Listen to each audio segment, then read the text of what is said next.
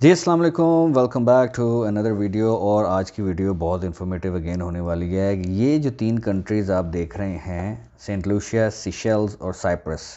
इसे सेलिशेल्स नहीं कहते, इसे सिशेल्स कहते हैं। लॉट्स ऑफ पीपल जो ब्रोकर इंडस्ट्री से वाबस्ता है उनको ये प्रोनाउंस भी नहीं करना आता। खैर, वो वीडियो का टॉपिक नहीं है। वीडियो का टॉपिक ये है कि ज़्यादातर ब्रोकर इधर क्यों रजिस्टर होते हैं। आप किसी भी ब्रोकर की, बड़े ब्रोकर की वेबसाइट पर जाएँ, या वो इधर का होगा कि जी हम इधर से रेगुलेटेड हैं, या वो इधर का होगा या इधर होगा। अब मैप पे ये अगर आप कंट्रीज़ देखें ना, तो बस समझ लें यही हैं दुनिया को अगर कंपेयर करें। वो ब्रोकर्स इन कंट्रीज़ में क्यों जाते हैं रजिस्टर करने। सबसे पहली बात, ये कंट्रीज़ सेंट लूसिया, सिशेल्स और साइप्रस वो इसलिए जाते हैं, यहाँ सबसे पहले टैक्स एवेजन है। उनको टैक्स बहुत कम देना पड़ता है। ब्रोकर जब पैसा कमा लेता है आपसे बहुत ज़्यादा इन बिग अमाउंट्स, तो यहाँ पे उनको टैक्स ही नहीं देना, उसके लेवल बहुत कम है। ब्रोकर यहाँ पे खोलना बहुत आसान है, जबकि दूसरी countries America, Europe, India, Pakistan, China, दाएं बाएं बहुत सारे डॉक्यूमेंटेशन चाहिए आपको खोलने में। आपको जो है ना एटलीस्ट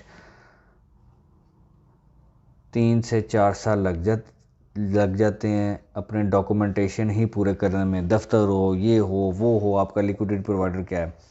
अब चूंकि ये कंट्रीज़ बहुत दूर हैं, जहाँ जहाँ से इंडो पाक से, दुबई से यहाँ पे ट्रेड लोग कर रहे होते हैं, इन्वेस्टर्स इन कंपनीज़ के पास जाते, इन कंट्रीज़ में जाते हैं और वो कहते हैं जी हमने एक ब्रोकर खोलना है।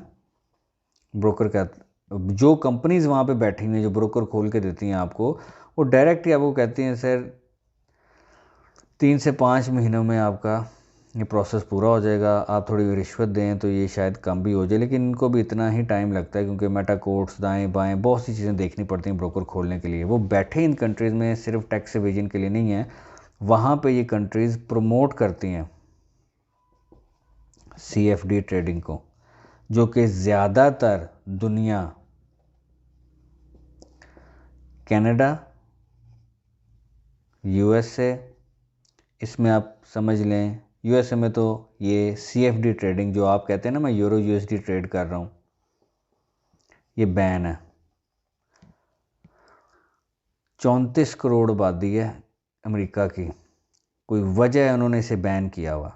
ठीक है, कनाडा ने भी, यूके में भी ये ऑन है यूके में, लेकिन लॉज बहुत स्ट्रिक्ट हैं, टैक्स बहुत हाई है। यूरोप में भी CFD ट्रेडिंग आप कर सकते हैं लेकिन उसके लिए उन्होंने कहा हुआ है, एक रूल है यूरोप में, कि आप अपनी वेबसाइट के ऊपर लिखना है कि आपके कितने % इन्वेस्टर लूज़ करते हैं फॉरेक्स में। लेकिन यूरोप में भी ये चीज़ हो रही है। ज़्यादातर इन कंपनीज़ की रजिस्ट्रेशन इन कंट्रीज़ में इसलिए टैक्स एवेजन है, वो CFD को बहुत ज़्यादा प्रमोट करते हैं। और क्योंकि वो कंट्रीज़ का साइज़ ही बहुत छोटा सा है, उनका बहुत बड़ा अमाउंट CFD ब्रोकर से उनकी इकॉनमी चल रही होती है, क्योंकि ये मार्केट अब बिलियंस में चली गई है। हर बड़ा ब्रोकर इनके साथ साइप्रस, सेंट लूसिया और सीशेल्स के साथ अपने आप को इसलिए रजिस्टर करवाता है। यहाँ पे टैक्स एवेजन है और यहाँ पे आपको प्रमोशन इस कंट्रीज़ में बहुत ज़्यादा मिलती है। और फिर वो रेगुलेटेड उन कंट्रीज़ के लॉ के ऊपर है। आपकी कंट्री में वो आपने डाला $500, वो कहेंगे हमने फॉलो करना है जहाँ पे हम रजिस्टर्ड हैं, हमने पाकिस्तान के लॉज हम पे अप्लाई ही नहीं होते, तो हम क्यों करें। फिर आप उसी लंबी बहस में, कभी विड्रॉ नहीं आ रहा, कभी ये मसले, कभी वो मसले, कभी आपका डिपॉजिट नहीं शो हो रहा, कभी MT5 क्रैश हो रहा है। तो इसलिए after doing a lot of search, मैं जिन ब्रोकर के साथ काम करता हूँ उनके लिंक्स डिस्क्रिप्शन में हैं, आप उनके थ्रू अकाउंट खोल सकते हैं। कमेंट सेक्शन में या मेरे नंबर पे या मेरे इंस्टाग्राम पे आप मुझे रब्ता कर सकते हैं कि फिर ब्रोकर कौन सा अच्छा है, कैसे काम करना चाहिए, और क्या इन कंट्रीज़ के अलावा जहाँ पे ब्रोकर रजिस्टर हैं वहाँ जाना भी चाहिए कि नहीं। ये आप मुझसे पूछ सकते हैं। Thank you so very much. Video अच्छी लगी हो तो चैनल को लाइक करें, सब्सक्राइब करें और शेयर भी करें, ताकि जो लोग CFD ट्रेडिंग में इन्वॉल्व हो रहे हैं, होना चाहते हैं या हो चुके हैं, उनके लिए एक नॉलेज का दरवाज़ा खुले।